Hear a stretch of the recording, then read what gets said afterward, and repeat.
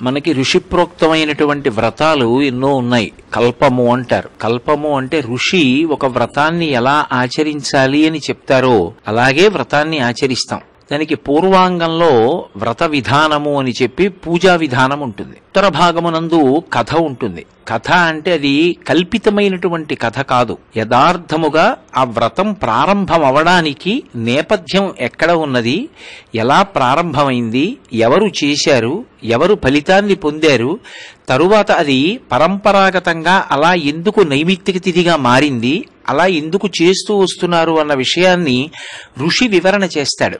అలా వివరణ చేసి కల్పాన్ని ఇస్తారు. కల్పము అంటే ఆ వ్రతము ఎలా చెయ్యాలని నిర్దేశింపబడిందో అలా చెయ్యాలి తప్ప మరొక విధంగా మార్చి చెయ్యకూడదు. అలా చెప్పబడినటువంటి వ్రతాలు, వ్రత కల్పాలు, వ్రత కథలలో వినాయక వ్రతకల్పం, వినాయక వ్రతకల్పం చివర చెప్పుకునేటటువంటి శమంతకోపాఖ్యానానికి చాలా విశేషమైనటువంటి ప్రాధాన్యత ఉన్నమాట పరమవాస్తవం.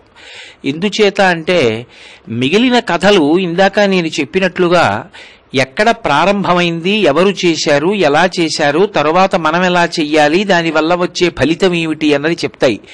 కానీ వినాయక వ్రతకల్పం దగ్గరికి వచ్చేటప్పటికీ వ్రతకల్పానికి ఎంత ప్రాముఖ్యత ఉందో కథకి అంత ప్రాముఖ్యత ఉంది. ఎందుచేత అంటే ఎవరైనా సరే భాద్రపద మాసంలో శుక్లపక్షంలో చవితి నాడు వచ్చేటటువంటి చంద్రబింబాన్ని దర్శనం చేస్తే వాళ్ళకి అపనిందలు కలుగుతాయి అని విఘ్నేశ్వరుడి యొక్క శాపం. అది యథార్థమునకు ప్రారంభంలో కేవలముగా భాద్రపద శుక్లపక్ష చవితికి మాత్రమే పరిమితము కాలేదు. ఎప్పుడు చంద్రుణ్ణి చూసినా సరే అపనిందలు వస్తాయని శాపవాక్కు విఘ్నేశ్వరుడు విడిచిపెట్టాడు. తర్వాత కథాక్రమంలో కాలాంతరంలో చంద్రుని యొక్క అవసరం విశేషంగా ఉన్న కారణం చేత ఆయన ప్రకాశించకపోతే ఓషధులు శక్తిని పుంజుకోవు కాబట్టి లోకము ఇబ్బందిలోకి వెళ్ళిపోతోందని దేవతలు ప్రార్థన చేస్తే వ్రతకల్పాన్ని నిర్వహించినటువంటి చంద్రుడి పట్ల ప్రసన్నుడైనటువంటి విఘ్నేశ్వరుడు శాపావకాశాన్ని ఇచ్చాడు. భాద్రపద శుక్లపక్ష చవితి నాడు ఒక్కరోజు మాత్రమే శాపం అన్వయం అవుతుంది. మిగిలిన రోజులలో చంద్రుణ్ణి చూసినా సరే అపనిందలు రావు అని. కానీ ఒకానొకప్పుడు పరిపూర్ణావతారమైనటువంటి కృష్ణ పరమాత్మయే భాద్రపద శుక్లపక్ష చవితి నాటి చంద్రబింబాన్ని చూసిన కారణం చేత అపనిందలకి గురయ్యాడు. ఆ అపనిందలు పోగొట్టుకోవడానికి కృష్ణుడు బహుసమర్థుడు కనుక ఎంతో కష్టపడి అవి పోగొట్టుకోవడానికి కావలసినటువంటి పరిస్థితులను ఏర్పాటు చేసుకోగలిగాడు. అప్పుడు విఘ్నేశ్వరుడు ప్రత్యక్షమైతే నేను సమర్థత కలిగిన వాడను కాబట్టి ఇంత ప్రయత్నం చెయ్యగలిగాను, మరి సామాన్యులైన వారు ఎలా చెయ్యగలరు? ఒక్క భాద్రపద శుక్ల చవితి నాడు చూసినంత మాత్రం చేత అపనిందలు కలిగినప్పటికీ తట్టుకోవడం సాధ్యం కాదు కదా.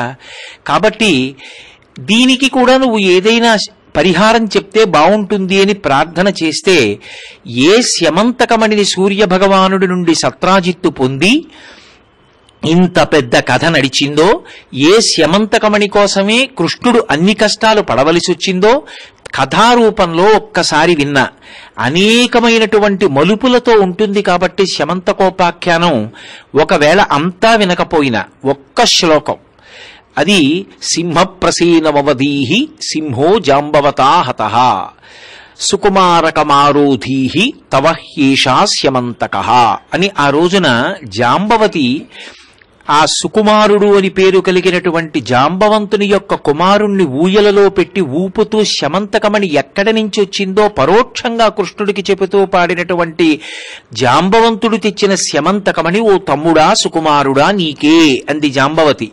కానీ ఎవరు ఈ ఒక్క శ్లోకాన్ని చదివినా సరే సుకుమారకమారోధీహి కష్టములను తట్టుకోలేనివాడా బెంగపెట్టుకోకు, తవ హ్యేషా స్యమంతకః నీకే స్యమంతకమణి దక్కుతుంది.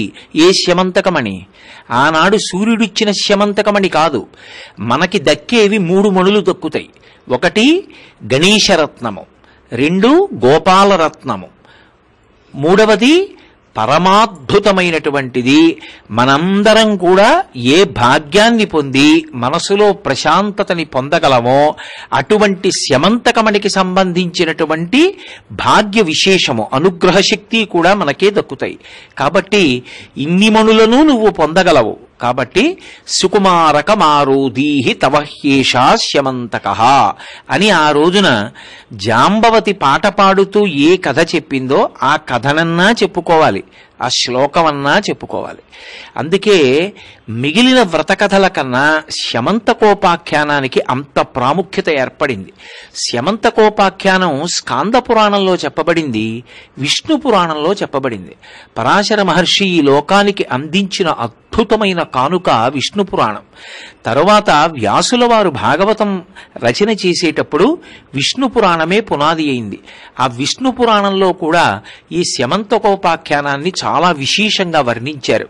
అటువంటి శమంతకోపాఖ్యానాన్ని చదువుకుని మనందరం కూడా అపనిందలు పడవలసిన అవసరం లేకుండా విఘ్నేశ్వరుని యొక్క అనుగ్రహాన్ని పొంది జీవితాన్ని సంతోషంగా ధార్మికంగా మలుచుకుని ప్రవర్తించగలిగినటువంటి భాగ్య విశేషాన్ని పొందడానికి కావలసినటువంటి విభూతి ఈశ్వరానుగ్రహము చేత ప్రసరణము కావాలని ప్రార్థన చేద్దాం.